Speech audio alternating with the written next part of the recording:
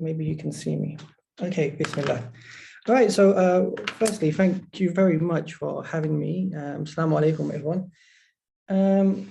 For those of you that know me, you know that I'm a very private and a bit of a recluse. So doing these public talks is always a bit challenging for me, but I'm going to try my best to try to make this as comfortable as possible, if we can put it in that sense. For me, it's interesting, just in general, because a lot of people do often ask me, why do I not publish more? Or why haven't I not published anything monumental as of yet? And that's simply because I'm a very slow writer, because my sort of like dawah sort of like activities has taken precedent in that way, in that sense, over my writing. But I am working on my current manuscript at the moment. So inshallah, it got bogged down because of COVID, but hopefully we can get through that. Somebody's raised their hand. Is that correct? It's okay, Dr. Yakoob. Okay. We should be good to go. Okay, good stuff. So what I'm going to do is I'm going to share my PowerPoint slide with you guys to make it easier. Okay, Bismillah. All right, so as Muslim Collective Amnesia, that's the title. Okay, so what made me write the article? Actually, I was asked to write it. I was very reluctant to write it, but I guess that's the incorrect question. The point I was making when I chose this title was what was the thought process behind writing the article in the way that I wrote it? Because there were certain concerns I had, and one of the main concerns I have is my interaction with Muslims more and more has made me realize that the type of questions Muslims would be asking me consistently regarding Ottoman history were one of Ottoman decline, and they were like framed within a language and a discourse which has been heavily challenged within the field of Ottoman studies. But it's something that is not equally challenged by Muslims in the same way. Muslims were obviously asking different types of questions than the type of questions that were being asked in Western academia to that degree. So that was another thing that we see that impacted me to some degree. And then the other thing that impacted me was when I was in Western academia, there were very few Muslims who were writing about Ottoman studies. There were Muslims there, mainly predominantly Turkish. But when we spoke of Ottoman studies, the dominance of the way that the Western academic model was speaking of Ottoman studies made it very difficult for Muslims to speak of Ottoman studies in a way which was coming from Islam in that context. And the question was, is that possible? Is something that I was considering. Is it possible to write about Ottoman studies from an Islamic perspective, or from within the framework, from the way that we study Islam? So one of the things I started to investigate was whether Ottoman studies was being taught in any of the seminaries or in the madrasas and various Muslim communities. I didn't see that in the United Kingdom. I didn't see that in parts in Europe, and I didn't see it even in the Muslim world. So it made me a little bit nervous in terms of why has this happened? So what I attempted to do with this article was, I mean, it was supposed to be a two-parter. I mean, when I started writing it,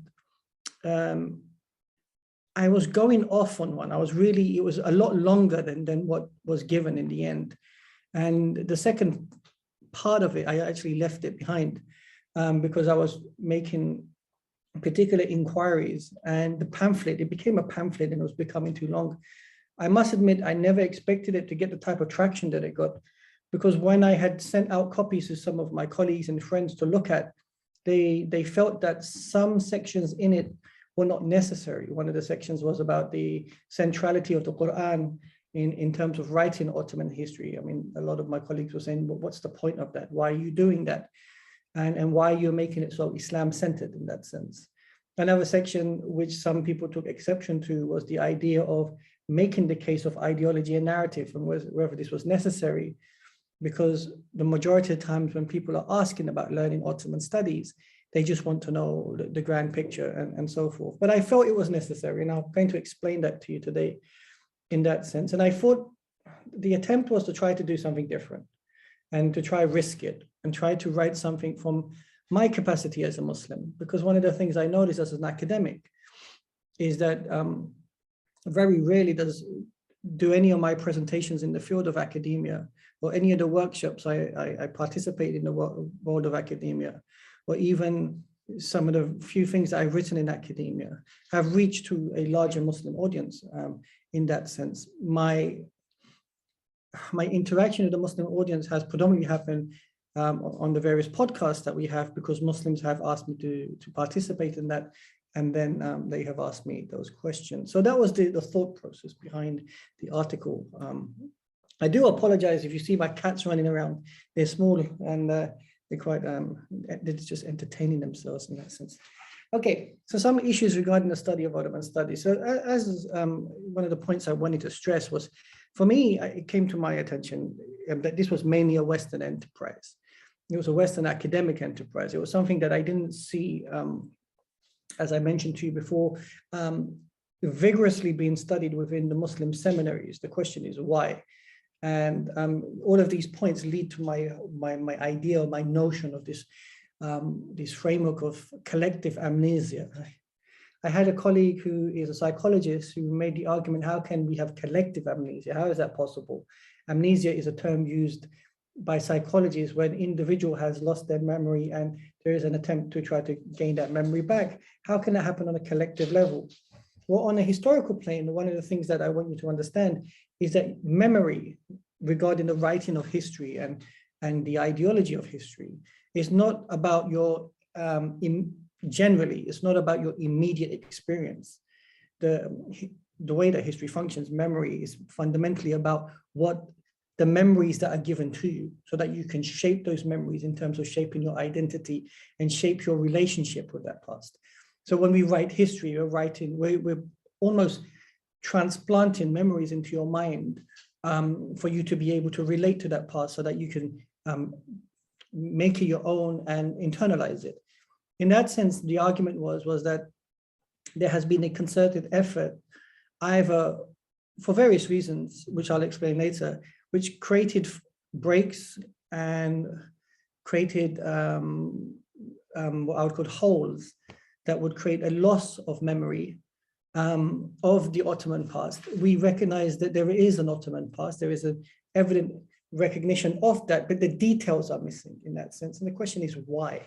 And so one of the things I noticed is that in Western academia, Ottoman studies was popular, but amongst Muslims, unfortunately, beyond the sort of like frameworks of television shows and Wikipedia, very little was being done in the study of Ottoman studies within Muslim societies. So one of the challenges is, another challenge is regarding the reading of primary sources. What's interesting is we have Muslim academics who look at and engage with the primary sources regarding Islam in the medieval period, in the Abbasid period, in the Mamluki period, and so forth. But something is missing by and large in terms of the interaction of the primary sources in the Ottoman period. And that an issue could be language, another issue could be access to resources that are very difficult. But that was a question that came to my mind. Another issue was that the Ottomans are placed as a Muslim other. What I mean by that is that Muslims, by and large, when I was interacting with them, always speak of the Ottomans not as one of their own. It's not something that's as in part of their indigenous sort of like identity in some ways. People, I had so many talks that I've gone to over the years, listening to Muslims, not letting them know that I'm in the audience. They speak of the Ottomans as if the Ottomans were some sort of like foreign entity that was alien to Islamic civilization, not something that was part of their civilization, and not embracing the idea that they are also part of that civilizational discourse. Another issue that I found was the investment in the learning of Ottoman history is seen as a luxury. Academia, by and large, is perceived as being something which is aimed towards people who are privileged in that sense, and most Muslims do not engage in the learning of the humanities unless if there's a career option that they consider as part of their lifestyle. But the point I was making is more so that when I went into academia, I was a very working class kid. The intention was to be able to make what I was learning accessible to people who couldn't access that. So I felt that was the intention. Once I went into academia, I started to realize there's a host of challenges here. And what my intention was in terms of being able to make Ottoman studies relatable to a Muslim audience was becoming harder and harder, because one, the the sort of like framework in which Ottoman studies is written in is not written in a way that can be relatable to most Muslims. It can be quite dense and quite specific at times. And Muslims didn't share the same type of interest in asking the same questions. So the question for me then was, okay, how can I make this more relevant? So that was one of the things. So as I mentioned to you before, Muslims are asking different questions regarding this issue. And one of the things that concerns me actually is that the Muslim line of questioning is often of a defensive position.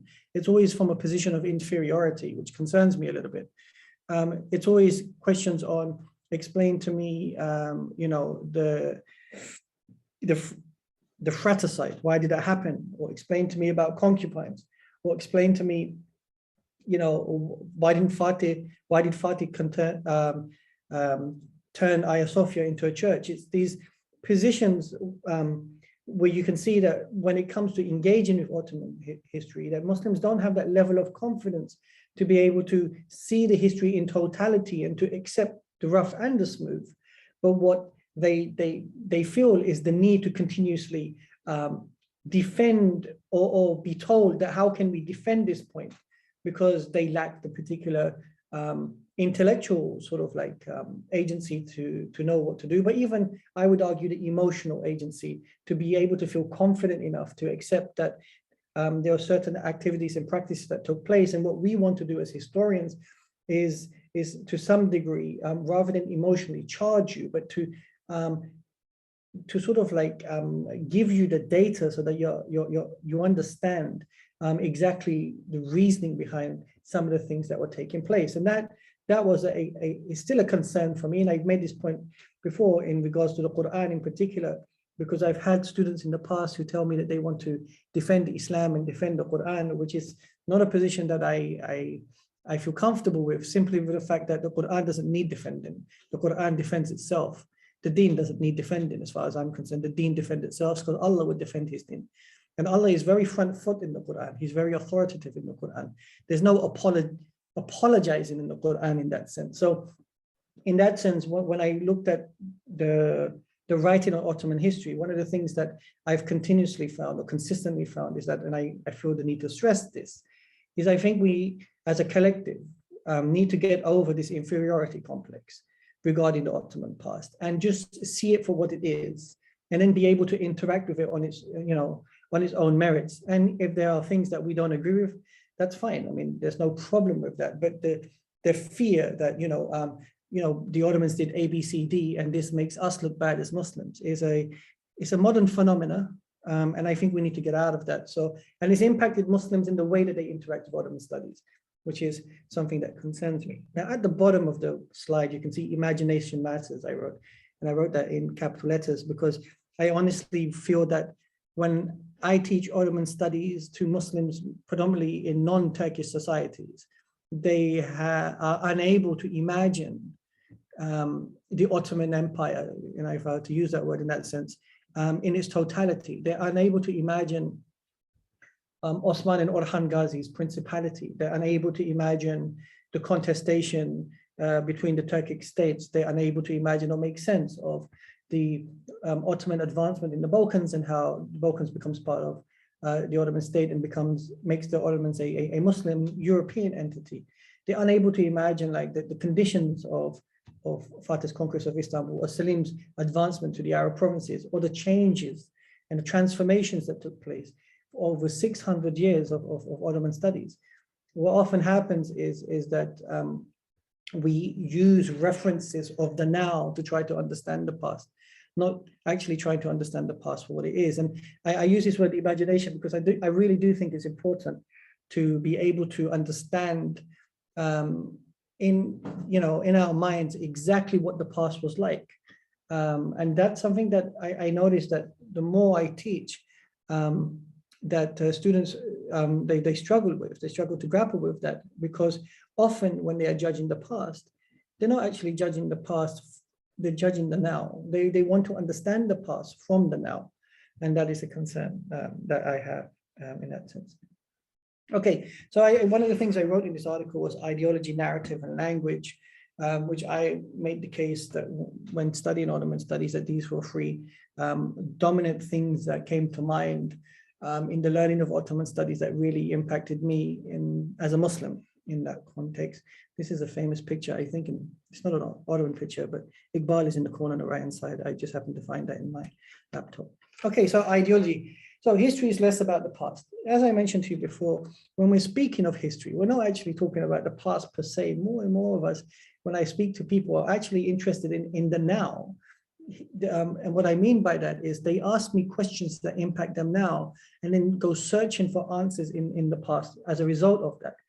In that sense, you can see that the now or the present or the continual present in many ways is far more impactful in the way that we see the past in that sense. So we're not seeing the past, as I said, for the sake of the past. We're actually seeing it from the prism of the now and trying to squeeze the past into the boxes that we create in the now as a way of making it acceptable for us. And this was one of the things when I wrote this article, when I had sent it to some of my friends, they were saying, oh, but you know, you should you not highlight the morality or the absence of morality from the Islamic perspective in the Ottoman past. And I was reluctant to do that because I was hesitant with the idea of using today's morality to judge the past. That's not one of the ways that I teach history anyway. I want people to understand the past within its own framework in that sense. And to some degree, going back to the idea of imagination, it's important to be able to visualize and imagine what the past was like, simply because then one can imagine and visualize what the future can look like. And these are possibilities. So often people will tell me things like, this is impossible, or that cannot happen. And I'll make the case, well, it has happened in the past on many occasions. And one of the things you learn then with the narrative of modernity is that modernity has very fixed parameters, especially regards to imagination in terms of what it allows one to imagine and what it doesn't allow one to imagine. And so when it comes to Islam in particular, there is a particular culture of what you could call relegating Islam and placing it within the framework of religion. And as a result of that, not allowing the possibility of allowing people to imagine that Islam could be an alternative to the way that we live in the world right now, not only in terms of Islam in regards to deen, but also in regards to politics, in regards to possibilities of governance, possibilities of the creation of new institutions, existing institutions, and things like that. So as I said, Ottoman studies was a Western European Orientalist sort of study. They're the ones who studied Ottoman studies in the 19th century. And Marshall Hodgson makes this argument, but he's not the only one who makes this. Albert Hourani is another one who makes this argument, that in the 19th century, for the British and the French in particular, what you notice is that India and the Ottoman domains is an area of interest, and their interaction with Islam and what they were studying of Islam was in relation to these two geographical locations. And so it became very dominant in their discourse. And so when the Islamic studies department started to emerge in Western academia, they have a sort of like genealogy that draws back from a period in which colonial powers were studying the Muslim world, but more specifically the Ottoman domains in India, as a way of trying to understand the Muslim world within their purview in the way that they looked at it. The remnants of that have remained in Western academia. So one may ask the question, why are there Ottoman studies departments in some of the best universities in North America? It's a good question, because the legacy is such. Now, the departments have obviously evolved and transformed and so forth. Islamic studies, so the field of Islamic studies and the field of Ottoman studies, which were closely interlinked. And when you look at writers like Bernard Lewis and so forth, who had their foot in both of these like departments, is an indication that these two departments in particular drew from a repository, which was Ottoman studies to some degree. The reason why that interests me now is because when we look at Islamic studies and Ottoman studies, they are two very distinct departments, disconnected at times from each other, which is problematic. But there is a particular consequence of that we need to take into consideration. And so for someone like myself, I wanted to highlight that the emergence of the colonial powers in the 19th century does have a heavy hand on the way that the Ottomans are written about even today. The next point, obviously, is the nation states that came out from the region, which was a colonial imposition. And to some degree, what the nation states had done is they had, in order to facilitate their identity, the creation of the nation states, and to celebrate these formations of these new entities, they had to some degree, cascade the past and to totally attack the Ottoman past as one that was decadent, one that was backwards, and one that was behind. And as a result of that, the point I'm trying to make here then is that these nation states adopted the notion of progress, which was very Eurocentric. And so one of the things that we then start to see is that people look at the Ottomans through a lens of lacking progression, and that progress is perceived not from a perspective of Islam per se, but progress is perceived from a very Eurocentric position of what it means to be progressive in that sense. And we need to ask ourselves, like, to what degree is the ideology of progress helpful for us in the way that we perceive ourselves in the world that we live in today, and also in the way that the past has been constructed within this narrative of progress, of which the Ottomans don't get a fair trial here. And the nation states were predominantly, behind this as well. So you can see already that the Ottoman legacy is being attacked on multiple fronts here. Another issue which I mentioned in the article was the notion of Western academia and the way that Western academia is written. It is written from, and I use Parvez Mansour, who makes a very valid argument, which is, can Islam be studied or in Western academia within the Islamic studies departments? Because that's when you're studying or when you're interacting with Islam in the madrasa system or so forth, what you're trying to do is you're interacting with Islam that has meaning for you, because you believe in Allah Ta'ala, you believe that Rasul is the messenger of Allah, you believe that the Qur'an is the word of Allah, and so forth. You've internalized that. And so everything that's taught in that medium in regards to the way that one interacts with Islam has a different meaning. But in Western academia, where Islam is seen as an object, per se, something that's studied within a particular framework, where there have been Marxist influences. So one of the ideas is that Marxism, while it is on a social level sympathetic towards Muslims, it's still it finds spirituality agitated. And so when it writes of Islam in that sense, it writes of Islam in a very sort of like, on the one hand, empathetic level, but on the other hand, it kind of critiques Islam as being backwards. And that's very dominant in the discourse of the writing of Ottoman studies. A lot of the Ottoman studies narratives were Eurocentric, and a lot of the works were framed within a secular liberal framework.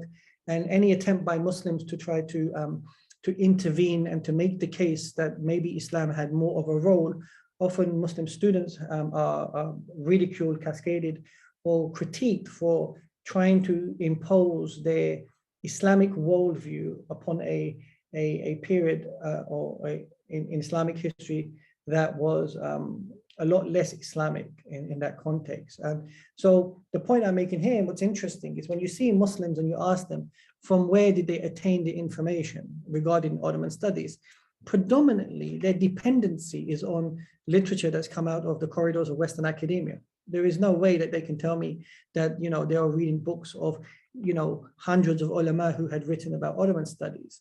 So here, this is where we have the problem, which is that the majority of works that we currently interact with regarding Ottoman studies is dependent on Western academia.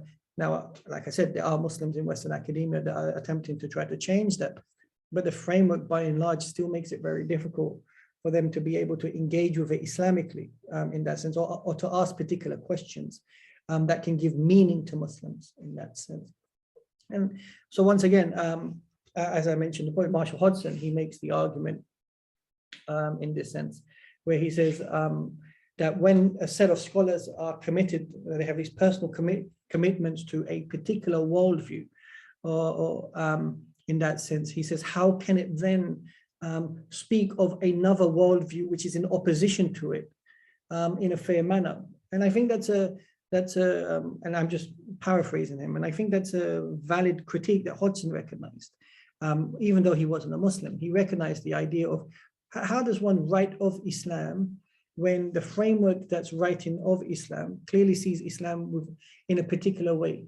And Islam sees the opposite as a particular set of commitments which are in contradiction to Islam in that sense. So how do we make sense of this? And that is one of the conundrums in Western academia that I think many Muslims are facing, which is how can they be authentically Muslim in their writing and not be critiqued in that sense. And I've had these criticisms before on many occasions when I'm part of workshops where I've been critiqued by academics who are trying to punish me to some degree and to put me in my place by reminding me that what I'm speaking of in regards to Ottoman studies is just purely coming from an emotional space, and what they are speaking in regards to Ottoman studies is far more important. I won't say important or valid because they look at the empirical data. In fact, I also look at the empirical data. So the argument is often used to just try to put me in my place because it can be seen as being outrageous to make the case that the Ottomans might be a lot more Islamic than Ottoman studies has given them credit for in that sense. And as I told you, the last point, the Muslim writing is virtually non-existent in the contemporary period. And that is really disappointing for me in that sense. There are Muslims within Western academia that write, but they're few and far between. There are more and more that are increasing, alhamdulillah. But still, writing works for Muslims in the capacity as Muslims is something which is absent. And I think we need to reconsider how we can write for Muslims regarding history that can give them some sort of meaning in that context. So that was the case of ideology in that sense. And the next point I made was narrative. And this point, emotion is more powerful than intellect. Narrative is quite, for me, narrative construction is far more powerful to some degree and dangerous in many ways than ideological frameworks, because narratives are these power rights about particular forms and narratives, and very rarely do people question or critique or scrutinize them. So people will say things like to me, the Ottomans declined. And when I scrutinize them and say, well, what do you mean by that? Very little explanation. The Ottomans were behind because of the printing press. The Ottomans were behind because they banned coffee. The Ottomans were behind because they were not good Muslims. In reality, one of the interesting things I've learned is the Ottomans failed because they were too religious. The Ottomans failed because they were not good Muslims. The Ottomans failed because they allowed codification, which was because of the printing press. The Ottomans failed because they didn't introduce the printing press. So what you start to learn is the Ottomans just failed. I mean, like there's no way of the Ottomans surviving these meta-narratives. And narratives are dangerous because what happens is they leave a lingering sort of like imprint in the minds of people, and very rarely do people challenge those narratives. And I'm sure you had Professor Salman Said last week, or whenever he was that he gave his talk, talking about the language and the narrative on the war on terror, or the language and the narrative regarding how Muslims are treated regarding Islamophobia and so forth. And what you see in the media, the news and so forth is continued narratives about Muslims, which are often not checked or scrutinized to that degree. Now, what's interesting is my colleagues who are Muslims in various fields, they will scrutinize academic works in their own field. But then when it comes to Ottoman studies, they just fall back on the accepted notions and narratives that have been written in Western academia. And that for me is disappointing, to say the least. I think an equal sense of scrutiny and vigor should be used in other fields, just as much as the scrutiny is used in the own fields in that sense, right? So as I wrote here, that narrative construction is to some degree the fluid intellectual machinery that creates a theme where the narrative does not require dominant argument, nor gains dominance by the strength of the argument, but rather it's a series of claims repeated over and over by power. And to some degree, it just becomes the accepted norm in that sense. So the job of the historian has to be to challenge that. And on many occasions, that's what I'm doing. The frustrating part for me is that while as a historian, my day job is to scrutinize these positions to see if there's any validity here, but continuously Muslims will come with these narratives and rather than asking the validity of the narrative, they continuously are forcing me to try to disprove the narrative for them.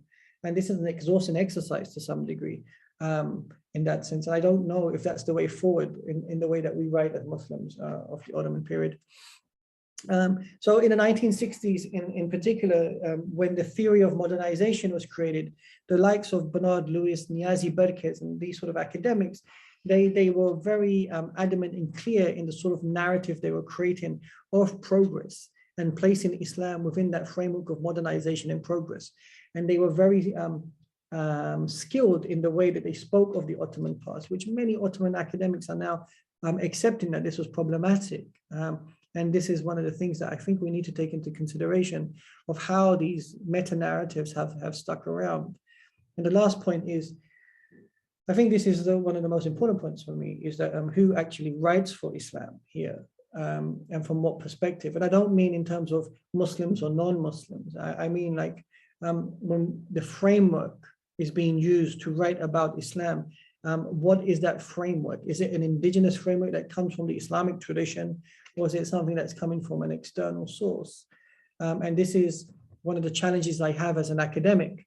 For sure, in academia, I'm not permitted to write from the Islamic perspective without some form of drawback. And I've made this case before, for example, in one of the interactions I had in academia, I by mistake had said in conversation that Allah says in the Qur'an, and I was reprimanded very quickly to remind me that that's not very academic.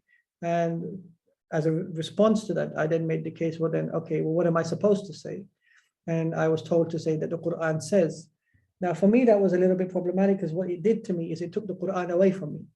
And what it did is it made it very clear to me that this type of language had a particular form of an imposition in which the author of the book was extracted in that sense. And so then I, being who I was, I asked the question, well, who wrote the book then? And then my colleague responded by saying, okay, we don't need to go down that route. Why are you being like that? And the argument once again is that it's kind of outrageous that the author of the book, who is Allah Ta'ala in this sense, is taken out in that sense, simply for what we consider to be academic objectivity. Okay, now we might think that that's not that important, but as a Muslim being in operating Western academia, these sort of things, they grind you down in a way where you start to the way that you internalize Islam is not from a perspective of what I've said osmosis. So, for example, I've been asked in the past, why do I keep saying Allah and not God? Isn't Allah the God of Muslims? Which is not actually true. Allah is not the God of Muslims. Allah is the universal term that was used in the region by the various religions to some degree. As Islam became dominant, it can be considered as a neutral term for some people in that sense. And when we're writing in the journals of Islamic studies, well, we know that this is Islamic studies, then why should there be a hesitancy of writing the word Allah? Allah is not only in that sense, for me, the proper name of Allah. So when we say La ilaha illallah, if you say there is no God but God, it sounds kind of strange for anyone who understands Arabic in that sense. But Allah is also an invocation. It's a supplication. To say the name of Allah in itself is a sense of one being rewarded. To replace that with the word of God, you can see there is a particular secular imposition that presents itself as being objective.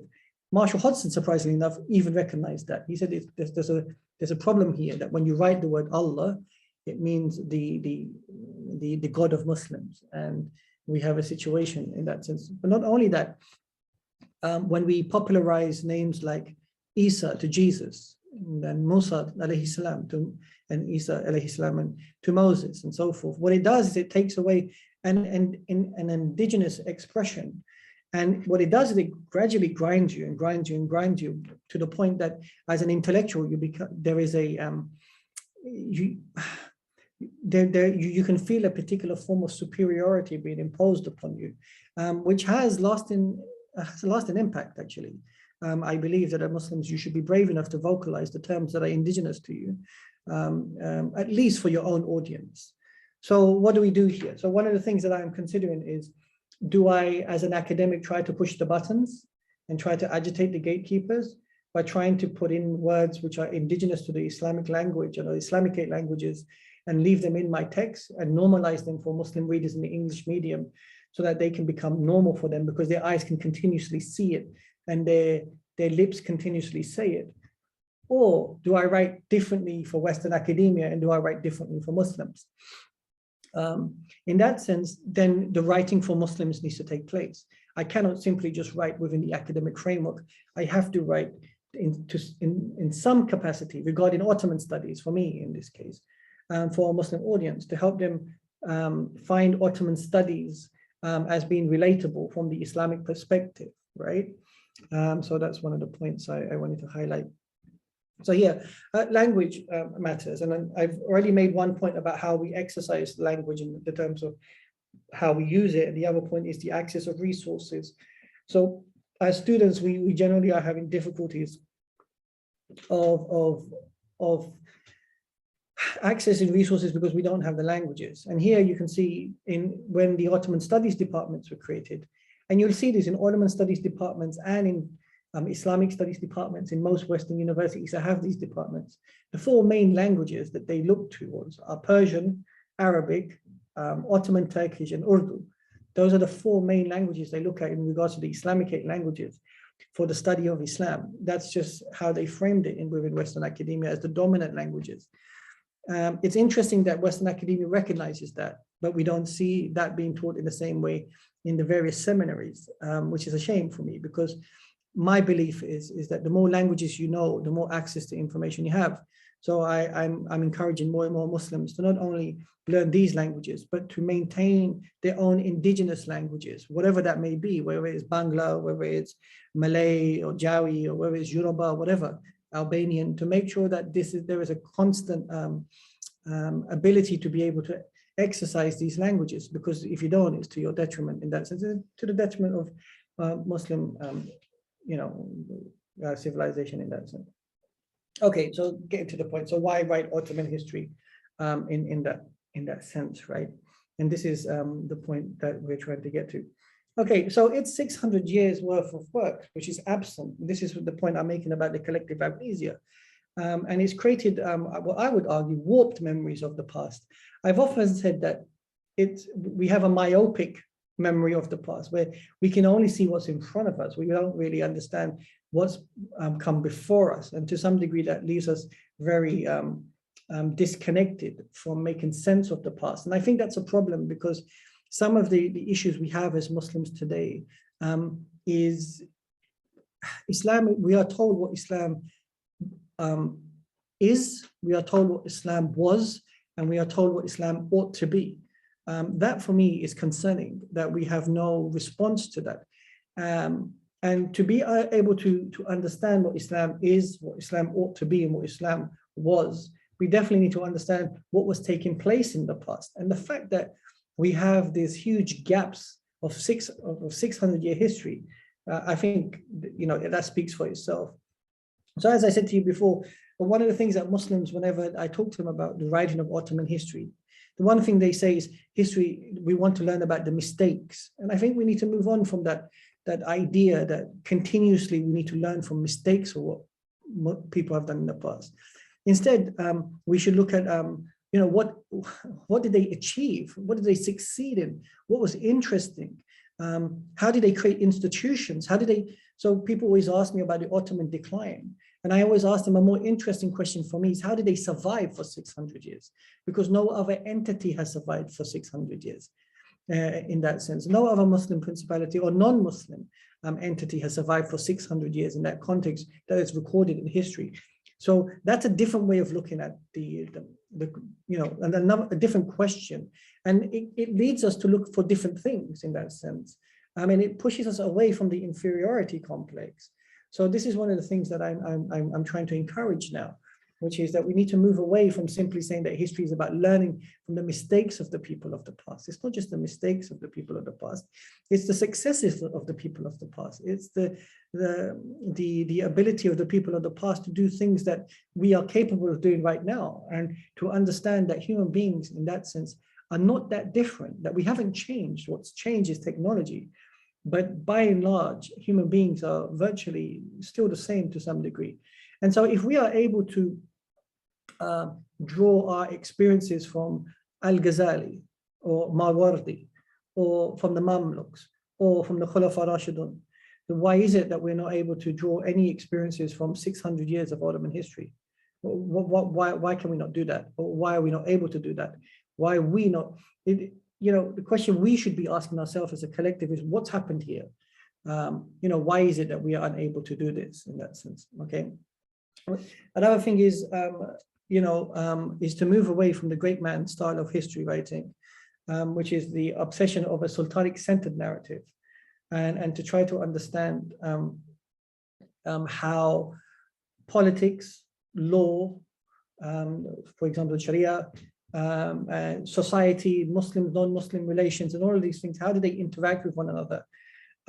This is really significant in realizing, in that sense, that Ottoman studies should not just be about the sultans, because if we just look at Ottoman studies as just the sultans, then what we're doing is we're disconnecting ourselves, one, from Islam in terms of the Islamic nature of the Ottoman period, and two, from the Ummah in terms of everyday interactions. And I think we need to go beyond this now in that sense.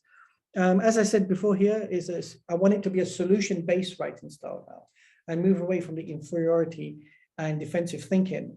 And finally, it is our history. It belongs to us. So we need to find a way of internalizing this as a history that is ours, and how we can attach ourselves to it. What's interesting is when I wrote the article on the Yaqeen Institute, then I wrote a little section at the end of 600 years of history, and I tried to address the key points that Muslims have been asking me. But in reality, there's so many books and so many things that we could read right now in terms of what it is that we're trying to understand regarding the Ottoman past. And I think that that's an important thing in that sense. Okay, so the last point, which is I made the argument that the Qur'an matters. And people often ask me, how does the Qur'an matter in that context? And why have you, this was the major gripe that some of my colleagues had, but I still left it in there. Why are you trying to bring in the Qur'an when Ottoman studies, can function independently in the field of Ottoman studies? And as I've made the case to you already, it's ideologically loaded in many ways in the way that Ottoman studies is written about, especially regarding the Islamic aspect.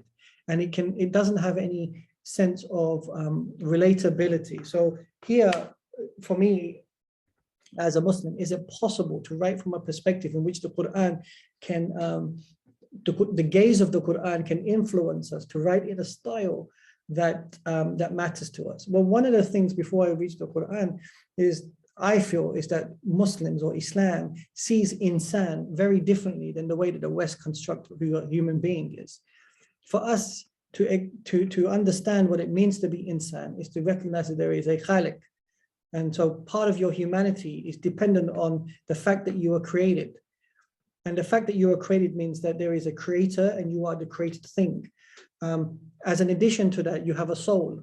As an addition to that, you have things like your nafs, and there are things like waswasa, and things like your aql, and so forth. And so your humanity is dependent on understanding the world in this sense. Your humanity is dependent on then what your purpose is. Your purpose is to worship the one that created you. And so when you understand what it means to be human from this perspective, when one writes about Islamic history to Muslims, we are writing from that perspective of trying to give them that purpose that can help them understand what it means to be Muslim, right? Not just simply an exercise of information. If Muslims want that, they can clearly just pick up a Western academic book. But the question that I was asking in the article is, as a Muslim myself, can I write Islamic history differently? Or the question I was asking to the audience is it possible we can write Islamic history differently that can be relatable for Muslims? And can we write it in the way that the ulama used to write about Islamic history? Because this is another interesting thing, that a lot of the Islamic history that's written in the past is written from the perspective of the ulama. They were the writers of this. Whereas modern history writing is written from academics in Western academia. There's been a shift here to some degree. So for me, I use the narrative of when Rasul Sallam is in the cave and he receives the first wahi. And what we see in this narrative is that Jibreel alayhi salam says to Rasul Sallam, Iqra. And the response to Rasul Sallam is, I can't read. So I always make this case to my students, but what do we mean when Rasul Sallam says he can't read? Because he wasn't being physically told to read something. It's not like Jibreel alayhi salam took some chalk and had written something on the wall. He's making an imperative order to do, for sure, but to do what? So clearly, Rasul Sallam is not simply being asked to read. And my students will respond with the idea that Rasul Sallam is being asked to recite.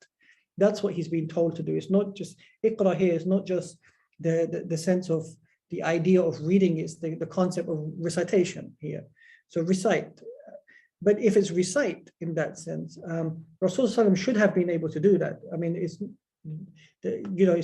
only 5-6 ayats that have been revealed to him. It's not much for him to turn around and say, I can't recite. So what is he trying to excuse himself from? Because he's making the argument or the case that he's illiterate. Well, clearly Rasul Sallam is the first human being in the dunya to listen to wahi. So clearly he's listening to wahi. He can see that this is an Arabic that I've never heard of before. And he's trying to excuse himself by saying the fact that this is beyond me to some degree. What we see here then is that Iqra also means to somebody to comprehend, that he's trying to make the excuse, that he can't comprehend it. That Iqra doesn't simply mean to read or recite, but there is a denomination of the word that also implies to comprehend in that sense. And so Rasul Sallam is then responding in that sense. Now, what's interesting for me here, the point I'm trying to make to you, I guess, is that the Qur'an is very precise. And Allah Ta'ala is very precise with his words. So the first thing that I've learned as a historian is to be precise with the choice of words I use when I'm writing. And the Qur'an the Qur'an takes its name from Iqra, Qara'a. So the Qur'an as a book is telling you that it's wahi that needs to be read, it's wahi that needs to be recited, and it needs to be comprehended. Now, what that teaches me then as a historian is that in our tradition, we have a tradition of reading and writing, we have a tradition of oral tradition, and we have a tradition that emphasizes on comprehension. So I feel like as a historian, one of the things that I need to learn to do now from this small section right now is to be able to read and write for people, orally transmit information to people, and that oral transmission should not be relegated as being secondary, it's just as important, and find a way of making it where people can comprehend what it is that I'm saying. So the information should elevate them in some shape or form. And so then Allah Ta'ala says to Rasul Sallam, Ikra bismi rabbika allazi khalaq, khalaqal insana min alaq, Ikra wa rabbukal akram. So now Allah Ta'ala is telling Rasul Sallam that I created insan from a clot. First, it's interesting, he says, he uses the word Rabb, which is, it's intriguing because obviously what is Rasul Sallam doing in the cave? He's contemplating. And Allah Ta'ala is responding to this contemplation by telling him, what is it that you're thinking about? You're thinking about, what's beyond you, what's greater than you? Is there, a Lord in the heavens and earth that you're thinking about? Your Rabb, are you thinking of this? And then he tells him about the Allah created, or his Rabb created insan from, a clot. Now, how would Rasul Sallam internalize that type of information? That is very intriguing. But Allah Ta'ala is reminding him of something. He's not necessarily reminding him per se, he's reminding insan, because he knows this word is going to get to insan, of the idea of not to forget, the idea of who created you. So what I take from this as a historian then, is that it's important to remind people. It's important as historians to remind people, because insan's memory is limited. Insan's memory is weak. The minute we take in memory, it's already declining. And so to that degree, we have to continuously verbalize, we have to continuously document, and we have to continuously interact as a way of highlighting and reminding insan of what came before them. And I think that's important. And then Allah Ta'ala says, Ikra wa rabbukal akram allazi allama bil kalam. Now this is interesting because Allah Ta'ala is telling that Allah Ta'ala has taught us how to use the pen. And here, once again, for me, it became important to understand that Allah Ta'ala is encouraging insan to write because he had taught us how to write. And that writing is and is one of the conditions of of our deen in that sense. Now, what's unique about this is that Rasul comes back, goes to his wife Khadija, and she brings over Waraka. And Waraka, who's partially blind to some degree, hears the Qur'an. So he interacts with the Qur'an from listening to it. He's not looking at anything that's written down. And as a man of intelligence, he recognizes straight away what this is. So he's able to comprehend what that is in that context. So this ayat or the surah, but the ayats that are revealed in the surah in this context, in this narrative for me, they became very important in the way that I saw myself as a historian. The idea of recognizing that maybe as a historian that I have multiple roles to play, which is one that is of reading and writing, one that is of providing information on an oral perspective, which is not any less than the reading and writing, and to find a way to challenge Muslims to continuously think and to be able to comprehend the information we're given to them. So it's not just basic primitive information, but we're elevated them, just the way the Qur'an elevated Arabic and the way the Qur'an elevates insan. The idea that the Qur'an is continuously a book that in this sense is reminding people, and that as historians we have to find ways of reminding people of a past which is relatable for them. So when Allah Ta'ala uses the reference of the cloth in that sense, and the language he's using to reference that we need to find ways of using language that's applicable to Muslims in the way that we write of the past. In the fact that Allah Ta'ala reminds insan, and in regards to the importance of writing here is also important for me, and that where that writing comes from. So for me, then sincerity matters. When you are writing as a Muslim from the Qur'anist perspective, your fundamental form of sincerity is to Allah Ta'ala first. It's not to your audience, actually. It's to Allah first. You turn to Allah, and you're doing this for the sake of Allah. And the Qur'an should drive you in that sense of trying to be sincere in the way you write. So for me, academia, one of the things I learned is that why I don't publish as much is because academia sometimes wants me to publish for the sake of publishing. But I want to publish for my Lord first, and then fundamentally publish for insan because of my Lord. So I was taught when I was very young by my Imam that there's two things you should love. You love Allah, and you love people for the sake of Allah, which means you love Allah. And so that's how you're driven towards your writing, right? In that sense. And so this is the sort of like framework, the Quranic framework, which I didn't put in the article, but people have continuously been asking me, what is it that you're talking about in regards to the Quran? And this is very a consistent theme in the Quran, in the way that it operates, in the way that the gaze of the Quran shapes the thinker and the writer into being submissive to Allah Ta'ala, to being precise with their words, to being well aware of the intention of what it is that you're trying to do. And I wanted to introduce this sort of emotion and sort of culture for Muslim writers writing about the Ottoman past, because I felt a huge imposition in Western academia that was really stabbing away at me in my capacity as a Muslim when I was writing about Ottoman studies. And so at the moment, what I've come to acknowledge right now is a way of writing where I'm going to start to write more and more for Muslims in the capacity of Muslims regarding Ottoman studies. And then because of my day job, I will continue to write in Western academia, but try to push the buttons in Western academia to try to normalize certain words, try to normalize certain ideas, to be confrontational to some degree, just to, because of the nature of the way that academia should be, I should be intellectually robust in trying to push those boundaries as well within that framework. But that's generally what the thought process is now in regards to Ottoman studies. And I'm trying to encourage more and more Muslims to find ways of studying Ottoman studies. And they don't necessarily have to be studied in Western universities. That studying Ottoman studies in Western universities is a privilege that very few of us have. I was privileged, I recognize that. But I think we need to work together to try to find ways of teaching Ottoman studies by creating curricula, by creating, writing Ottoman studies again. So often people are asking me, what books will you give me? To be honest with you, I wish I could just say we need to start writing again from, as Muslims, again, just works for ourselves that are relatable for us. To try to create networks where we can encourage more and more people to be able to transfer Ottoman studies and write in a style where we demand from them that they write in a style which is applicable to Muslims and so forth. So coming to an end now, what's next? So as I said, show greater scrutiny for the field. I think we need to scrutinize the field of Ottoman studies in our capacity of Muslims, because this is something that belongs to us. This is something that is ours. So it shouldn't be alien to us. And the fact that it is alien to us and it's written for us, it's not written by us, is a problem for me. To introduce Ottoman history, as I said, into our curricula, to find ways where we can have discussions, where we can make the case of, is it possible to introduce Ottoman studies in homeschooling, Ottoman studies in our madrasas, Ottoman studies in our whatever religious schools that we have, to make it more available for Muslims, so that they can relate to it. Produce, as I said, literature and knowledge for Muslims. We should start writing differently to some degree.